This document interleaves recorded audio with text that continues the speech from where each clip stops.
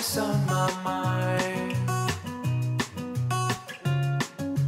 I'm at your side. Bonjour à tous, c'est Séverine, bienvenue dans mes vidéos. Nos vidéos aujourd'hui, je suis avec Nat. Nat, vous la connaissez, on a déjà fait des vidéos ensemble en pré-postnatal, en tout cas postnatal, je suis sûre. Alors aujourd'hui, on va revenir sur une question qui revient souvent, c'était la respiration. Et si on peut faire des abdominaux après la grossesse. Alors on va vous dire que oui, on va vous dire que ça peut être super facile. Et en plus, la bonne nouvelle, on va vous dire comment éviter d'avoir une diastasie trop important au fil des mois qui suivent la grossesse. C'est parti! Le premier exercice peut être fait dès la maternité. Alors pour certains, ça fera peur, mais vous allez voir qu'en fait c'est tout simple. Alors Nat va se coucher sur le dos. Elle se tourne bien sûr par le côté, comme on en a l'habitude, tout simplement pour essayer de préserver justement son ventre et son dos. Alors la position sera une position étirée. Donc comme je vous le dis chaque fois dans toutes les vidéos, elle va vraiment essayer de rester la plus étirée possible. Donc elle va se placer, bien replacer son bassin. Vous voyez qu'elle attrape son bassin avec ses mains. Et puis elle pose, mais elle ne va pas rester comme ça. Elle va laisser revenir la courbure naturelle de son dos. D'accord? Elle va aussi attraper sa tête pour aller, hop, la déposer le plus loin possible. Et elle va repasser les bras le long du corps. Elle va essayer donc de rester avec une posture étirée et de simplement respirer. Elle va essayer d'avoir une grande distance ici entre la crête iliaque et le bas des côtes. Donc il ne faut pas être tout en boule. Okay? On essaye de s'étirer. Et simplement, elle va souffler. Donc elle va souffler, le ventre se vide. Donc ça, vous l'avez déjà demandé dans les vidéos, c'est comment on respire. À l'inspire, le ventre remonte. À l'expire, le ventre descend. On peut imaginer que le ventre, c'est un ballon. Okay? Il se dégonfle quand l'air sort. Il se regonfle quand l'air rentre. Alors ça, c'est tout bête, mais c'est déjà des abdominaux. Pour aller plus loin dans cet exercice tout simple, vous allez essayer de compter les secondes que vous soufflez. C'est-à-dire, vous allez essayer de souffler le plus longtemps possible. Plus vous soufflez longtemps, plus vous allez rechercher les abdos. Donc, n'oubliez pas qu'il ne faut pas souffler, forcer, pousser. Il faut vraiment arriver à vider le ventre. Voilà. Hop, et à l'inspire, elle remonte. Quand je fais ça au cours, je mets ma main et je dis voilà, fais descendre ma main pendant, je sais pas moi, 5 secondes. Puis on voit si elle a encore de l'air ou pas. Hop, et puis elle relâche. D'accord? Donc chez vous, vous allez aussi compter votre temps expiratoire. Donc combien de temps est-ce que vous arrivez à souffler. Et puis au fur et à mesure, vous allez essayer de remettre peut-être 1 ou 2 secondes pour arriver vraiment à aller à fond dans votre expiration. Quel est l'intérêt d'aller à fond? Ça va être que le diaphragme va pouvoir bien être mobilisé et donc vous allez avoir aussi un bon effet sur le périnée. Alors en postnatal, c'est plutôt vachement utile. Cet exercice pourrait être aussi fait de côté. Donc elle va se tourner sur le côté. Alors ça peut être fait aussi par exemple quand vous allaitez. Donc, quand le bébé est près de vous. Là ici, on a mis notre invité sur le petit tapis à côté, le petit tapis de jeu. Mais votre bébé pourrait être ici devant vous sans aucun souci. Donc, toujours les mêmes règles de base. On essaye de bien allonger la colonne.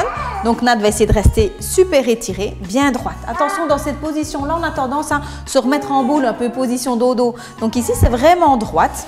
Elle va aussi essayer d'avoir un petit creux entre le tapis et la taille. Alors vous allez me dire, ah moi j'ai pas un creux. J'ai pas un creux comme Nat non plus. Hein. Nat c'est un pont qu'elle a. Ok, donc on va essayer de garder le dos bien étiré et de nouveau avoir cette grande distance entre les côtes et la crête iliaque. Ici, sa main, elle l'a mise derrière la tête. Ça va servir à quoi? Ça va servir à pouvoir repousser la tête dans la main pour pouvoir activer plus fort son dos. Si son dos travaille bien, son ventre travaillera mieux. Le petit plus de cet exercice qui est fait donc sur le côté, c'est que vous allez retravailler les obliques. Les obliques, c'est ceux ici qui viennent ici dans votre taille. Ok, ici, ça va être parce qu'elle va se regrandir. Donc, c'est pour ça que c'est super important de ne pas se tasser au tapis. Donc, dites-vous bien, il ne faut pas coller la taille au tapis. Il faut pouvoir passer une fourmi, hein, ou en tout cas la fourmi peut se faufiler, donc pas vous appuyer. Donc là elle est appuyée, elle est tassée, là elle ne travaille pas les obliques, d'accord? Donc ce qu'elle va faire, c'est se grandir et retravailler beaucoup mieux sa taille. La dernière position qu'on va vous montrer, c'est justement assise. Alors ici, on n'avait pas de chaise, on n'avait pas de tabouret, donc on a pris un bosu. Je suppose que vous n'avez pas un bosu chez vous, mais simplement pour dire, vous n'êtes pas obligé de vous asseoir au sol. Donc en position assise, Nat va simplement garder le dos bien étiré. Et va pareil se grandir et souffler exactement comme elle a fait dans les autres positions. Alors, je vous ai dit au début de la vidéo qu'on allait vous donner une astuce contre le diastasis qui allait rester longtemps parce que j'ai reçu un mail comme ça d'une fille qui paniquait un petit peu parce que son diastasis restait. D'abord, un diastasis au départ, c'est normal. Il faut vous laisser le temps quand même de la cicatrisation. Et ce qui va être hyper important, on en parlait justement avec Nat l'autre jour au cours, ça va être votre position. Donc ici, elle va tout le temps se grandir. Et vous aussi, chez vous, vraiment la clé du succès, on va dire, ça va être que vous pensiez régulièrement à vous grandir et à souffler.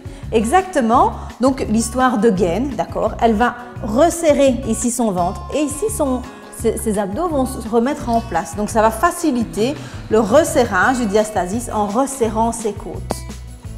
D'accord? Et ça marche super bien et c'est normal, je veux dire c'est naturel, ok?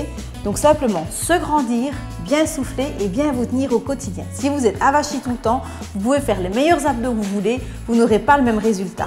Par contre, même limite sans faire trop d'abdos, bien vous tenir très grande, étirer et souffler de manière active, donc on va au bout de l'expire, d'accord? Comme j'ai dit tout à l'heure, tu souffles le plus longtemps possible, ça va marcher et c'est un truc qu'on peut faire tout le temps. Voilà, c'est tout pour aujourd'hui. Vous avez vu que c'était assez facile. Essayez d'y penser un maximum pendant la journée. Essayez d'y penser vraiment dès la maternité à vous tenir, étirer et à bien respirer.